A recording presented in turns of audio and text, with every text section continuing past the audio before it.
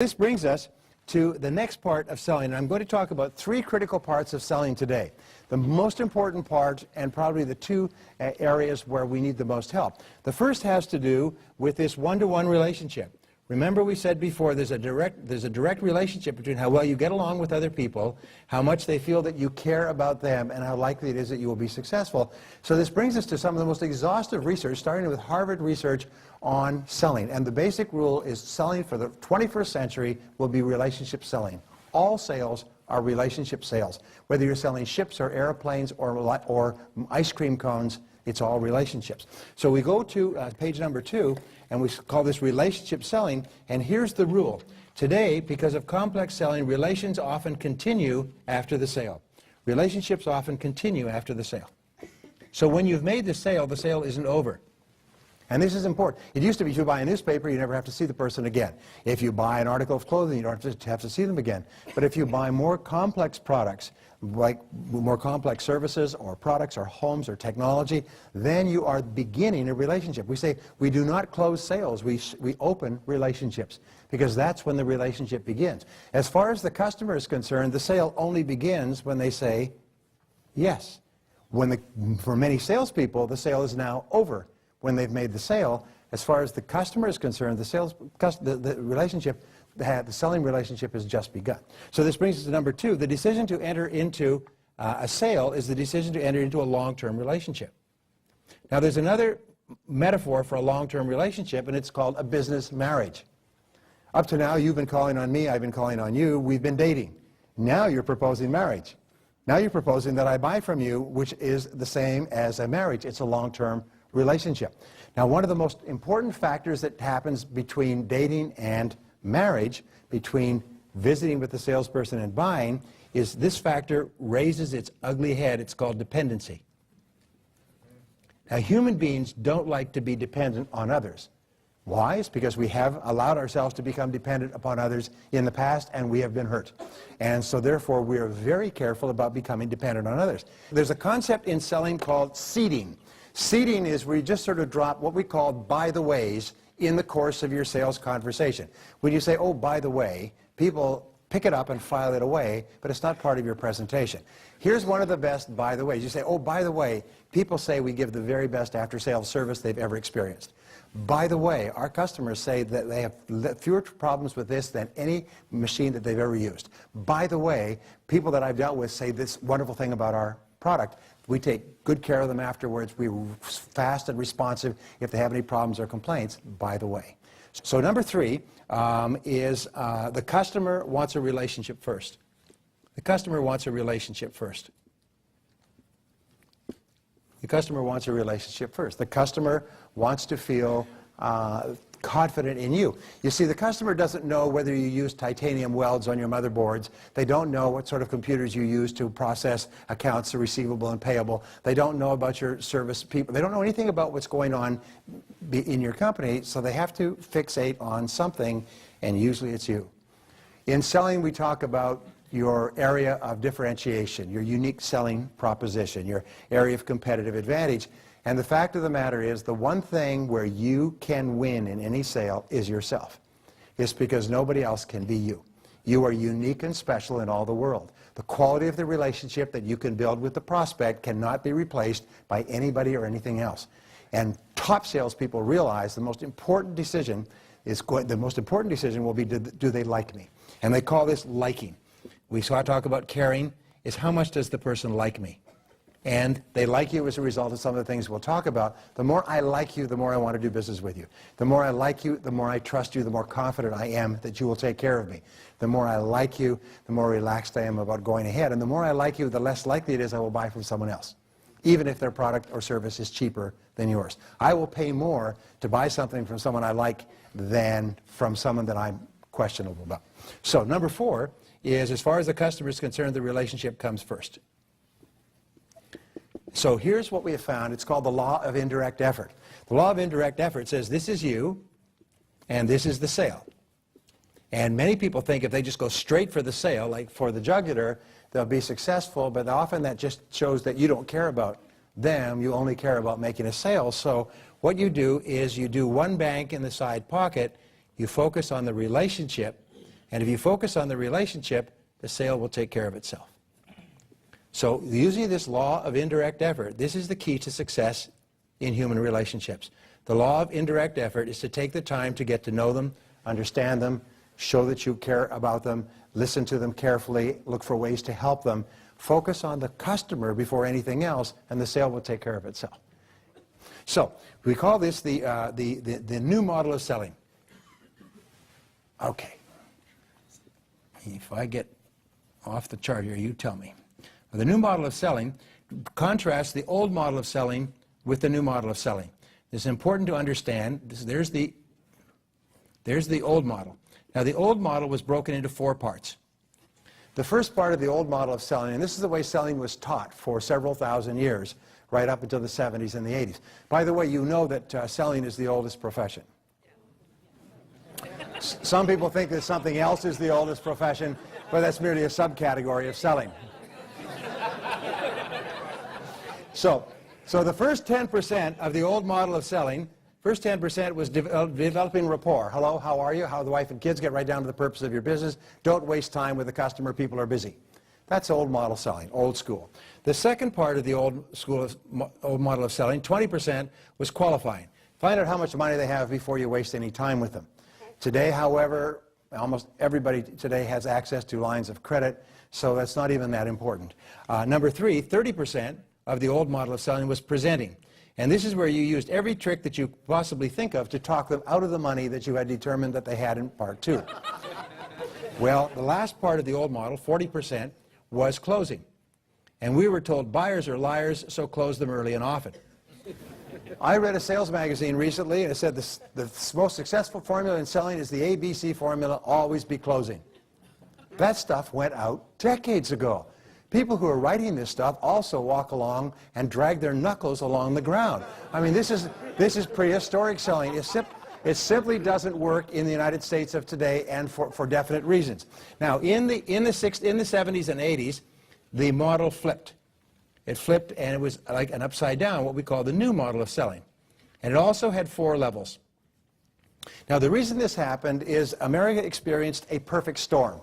The perfect storm was 3 things. First of all, America, after World War II, enjoyed the greatest level of affluence and rising of any country in the history of man on earth, until Reagan came in the 80s and cut the taxes, and then the economy exploded again and created another 57 million jobs. The new model has 4 parts. The first part of the new model, 40%, is building trust. Now, the fact is that trust is the critical factor in relationships. It's the critical element of all relationships, between friends and friends, between husbands and wives, between parents and children, especially between sales professionals and their clients. Trust is the element, it's the glue that holds our society together. Now, the next 30% of the new model of selling is identifying needs accurately. And the more you ask a customer or prospect about his or her needs and listen closely to the answers, the more the prospect trusts you. And the more the prospect trusts you, as you listen, the more they will tell you. And the more you ask questions and listen, the more they will tell you. And eventually the prospect will open up and tell you everything you need to know to either make a sale or to realize this is not a good prospect for what you're selling. Because they trust you so much, they will play what we call open kimono with you. They will tell you everything because they want you to have enough information to give them good advice. And they know, they trust you, they know that you won't take advantage of them. Just like a doctor. You become like a doctor of selling. Your job is to do a thorough examination before you make any attempt at a diagnosis. And the doctor, when a doctor is interviewing a patient, the patient tells the doctor everything they possibly can because they want the doctor to be able to make a good diagnosis. So these are the 2 parts. So how far into the sales conversation do you need to be before you even mention your product? 70%. And this is one of the great differences. They have videotaped over 55,000 sales calls and watched these calls, interviewed the salespeople and the customer before and after the call to find out what they were thinking. If it turned into a sale, they asked them why they bought. If it didn't turn into a sale, they asked the customer why they didn't buy. If it took several meetings before it turned into a sale, they asked what happened between the first meeting and the subsequent meetings. And they developed a very clear profile of the successful selling process. What they found is successful salespeople don't start talking about their product until they and the customer are absolutely clear that a need exists. And they only do that by questioning. But unsuccessful salespeople, let's say average salespeople, the bottom 80%, they start talking about their product from the get-go. Hi, how are you? Let me tell you what I've got. Even before they even know if this person is a prospect. So therefore, the slower you go at the beginning and the more careful you are about clearly identifying the prospect's need, the better you are when you begin to present. Which brings us to the next 20%. And the next 20% is presenting. But in presenting, it's very simple. What you do is you simply match the customer's needs to your product or service. Very much like gears. You know, if you shift gears and the gears mesh, they're soundless. But if the gears clash, it makes a lot of noise. When you match your selling process to the customer's buying process, the meshing is perfect, like hands in a glove. So you'll find that you don't try to sell your product, you just show your customer that based on what he or she has said, your product or service is the ideal thing, all things considered. And here's a rule in selling. People don't argue with their own data. People don't argue with their own information. If you say it's good, that's you saying it. But if I say this is what I wanted, and you point out that your product will do that for me, how can I argue? So the best salespeople feed it back and say, based on what you said, you were concerned about this, well, our product will do that. And you wanted this, well, this product has what you wanted. And you had this problem before, well, this product is designed to avoid that problem. People don't argue with their own data. So the very best sales presentation is where you match carefully what the customer has said to what you offer. And the customer can't argue. The sale then goes together smoothly. Well, the last part, the last 10% of the new model is confirming or closing the sale. Does this make sense to you? Do you like this? Is this what you had in mind? Is this what you were looking for? Is this better than what you're doing now? The closing is very gentle and very professional if you've done the first parts properly.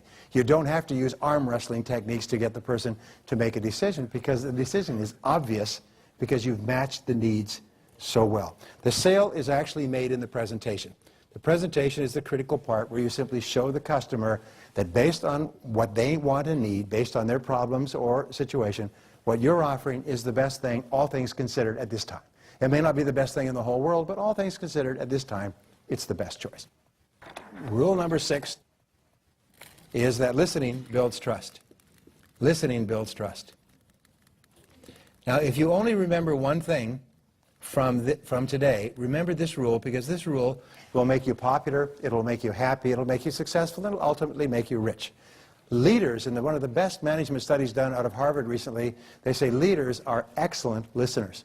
Leaders are not people who talk and give orders and tell this. Leaders go around and ask a lot of questions. And as a result, they get a lot of very good information and a good understanding of the decisions that need to be made. Leaders are great listeners. Top salespeople are superb listeners. So listening builds trust. So one-to-one relationship between asking questions and getting a chance to listen and building trust, and trust is what leads to the sale. So we say here that, listening skills are the keys to sales success. Listening skills are the keys to sales success. And there's 4 basic listening skills. If you have read all the articles and taken all the courses and listened to all the audios and watched all the videos, there's 4 keys to listening. If you read all the articles in Cosmopolitan and Vogue and People and all that, and all the questionnaires and everything else, and all the articles telling what he wants, what she wants, and so on, it comes down to 4 basic listening skills. First listening skill is listen attentively. Listen attentively. Listen without interruptions. Listen very closely. What we have found, there's an interesting book, sold 1 million copies, called His Needs, Her Needs. And it's about the needs between men and women. And what are the primary needs that men and women have? Well, the primary need that a woman has is to be paid attention to. She wants affection, but affection is expressed in paying attention. The flip side is that there's nothing that makes a woman angrier or more frustrated than to be ignored. And so in dealing with members of the opposite persuasion, the very best thing you can do is express affection and listen attentively. In dealing with customers, listen attentively. Listen without interruptions. Lean forward and hang on every word with no attempt to interrupt. Imagine that your eyes are sun lamps and you want to give your customer's face a tan. And just listen attentively. Just listen attentively. Lean forward. Listen. nod, smile. Be what is called an active listener. Not an impassive listener, but an active listener. Not face the customer directly. If you're standing, lean forward on the balls of your feet, which moves all of your energy, your psychological energy forward. If you're sitting, lean forward physically like you're leaning into the person and listen intently. What we have found is that people who are listened to intently, their blood pressure goes up, their heart rate goes up, their galvanic skin response goes up, but what is most important is their self-esteem goes up. A person who is very closely listened to by a professional like yourself likes themselves more. They feel more valuable and they feel more important. They feel respected. They feel that what they're saying is of value. And so when you hang on every word, you have what Les Giblin, a communications expert, calls, you have what is called white magic. White magic is the magic of just listening intently to another person. It's the most powerful of all sales techniques. Every year, the Purchasing Managers Association of America, for whom I've spoken, does a study, and these are people who work for Fortune 1000 companies and larger, and all they do is buy stuff. They have the purchasing agent's office downstairs. Everything the company needs worldwide is sent there, and they just meet salespeople all day long. Salespeople just line up like in a busy dentist's office. They just line up and come in and give their presentations all day long. And so at the end of every year, they ask these people, what do you like most about salespeople? What do you like least? Well, what do you think that they like most about salespeople? Is they ask really good questions and they listen closely to understand my true needs. This is what the sales managers, the most active purchasers in America, like the most about salespeople. What do you think they like the least? They just come in here and talk nonstop and try to sell me their stuff without taking any time to find out what it is I really need. And so that's what they like the most, and what they like the least is attentive listening. Now, number 2 is pause before replying, or B, I'm sorry, pause before replying. Pause before replying. Pause 3 to 5 seconds. Now, in pausing, you have 3 advantages. Very often, you've been in a conversation where a person says 1, 2, 3, the other person says 4, 6, A, B, C, D, F, 7, 8, 9, 10, 11, 12. Is the person listening if they respond immediately? But if you say something, or the customer says something, and you pause, and you reflect on it, and you think about it, before you respond, you're telling the customer 3 things. First of all, what you're saying is really important, so I have to think about it before I answer, which compliments the prospect, raises their self-esteem, and it builds your credibility.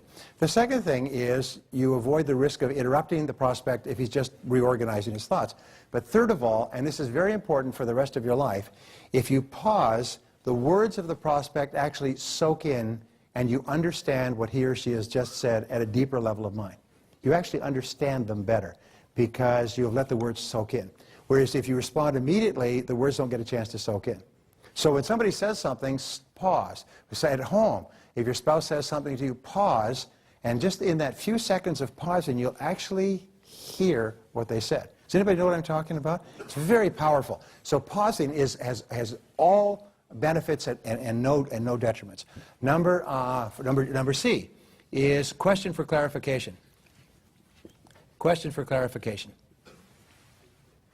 And here is the basic rule, is the person who asks questions has control.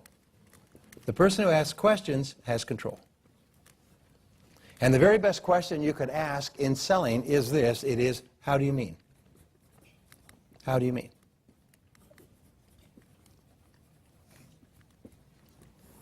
A friend of mine was selling our seminar in New York recently, and he was talking to a prospective customer, and the fellow said, well, what have you learned from Brian Tracy's programs that's worthwhile applying? He said, how do you mean? He said, well, I mean, why would somebody go to a Brian Tracy program? He said, how do you mean exactly? And he just said, how do you mean? And he said, well, how do you mean? And he just said this several times. And he said, I'm not answering. He said, yes, I am. I am answering you. I learned the question, how do you mean? How do you mean is the most powerful questions of all, because the person who asks, how do you mean? First of all, the person being asked will expand on their previous answer. I can't afford it. Well, how do you mean? Well, we just exhausted all of our funds. Well, how do you mean exactly? Well, we won't have the funds until the next quarter. Aha, so if we could put the billing into the next quarter, then we could make it work. Well, yes, absolutely, I hadn't thought about that. Each time you ask, how do you mean, you get deeper and deeper into the answer. Also, when you ask the question, how do you mean, and listen intently, you get a chance to build trust, because the person who asks questions builds trust. So asking how do you mean it also enables you to take control of the sales conversation. D is feed it back, paraphrase it in your own words. This is called the acid test of listening. This is where you prove that you really were listening. This is where you prove that you weren't like one of those little dogs on the back of a car. You feed it back in your own words. So let me understand what you're saying. What you're concerned about is this, and what you want to accomplish is that, but what you had last time was this, and what you want next time is that. In other words, you feed back what they've said until they say, yes, that's it. That's my situation. When you do that, your credibility goes straight through the roof. It means that you were genuinely listening, you genuinely care, and you are genuinely trustworthy. So only then do you say, well, I think what we have is exactly the right thing for you, or I think we have something for you that will exactly be the right thing. But you only begin selling when you fed back what they have said accurately in your own words. And finally, number 8, we say that the key differentiator in selling, I mentioned this before, is the quality of the trust bond between you and the prospect. The quality of the trust bond is how high is the trust bond between you and the prospect. The rule is that if a customer really, really likes you, the details will not get in the way of buying from you. If the customer is not sure, if the credibility is at issue, the details will trip you up every step of the way. They'll argue over the details, and they'll argue over the price, and they'll argue over the differences between you and your competition. But if they like you, they'll find a reason to buy from you. So the trust bond is the critical factor. And the rule is that listening builds trust.